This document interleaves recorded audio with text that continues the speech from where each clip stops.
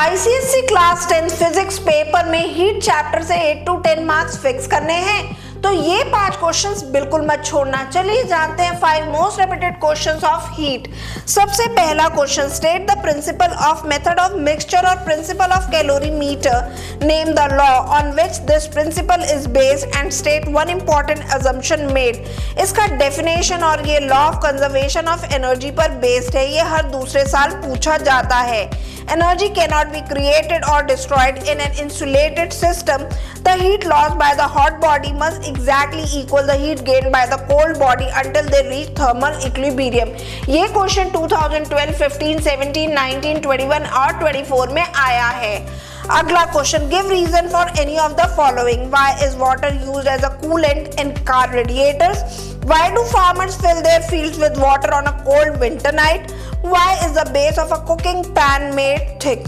इसका आंसर हमेशा high specific heat capacity ही होता है।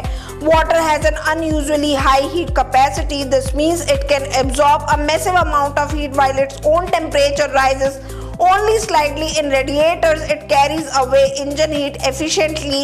In bottles, it stays warm for a long time because it loses heat very slowly.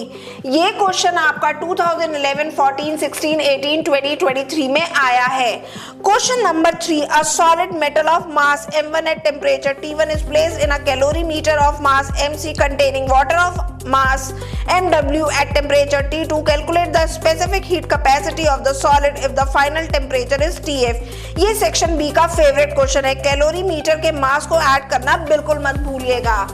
Question number 4, define specific latent heat of fusion. The specific latent heat of fusion of ice is 336 joules per gram. Explain the meaning of this statement.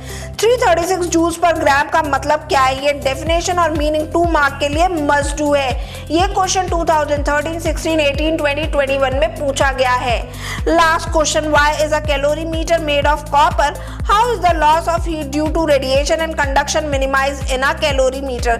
Calorimeter copper का ही क्यों बनता है और उसे polish क्यों करते हैं? Radiation loss वाला पॉइंट याद रखना। 2026 एग्जाम में इसके आने के 90% प्लस चांसेस है। इन क्वेश्चंस को अभी सेव कर लो और अपने दोस्तों के साथ शेयर कर दो। सब्सक्राइब करना बिल्कुल मत भूलिएगा।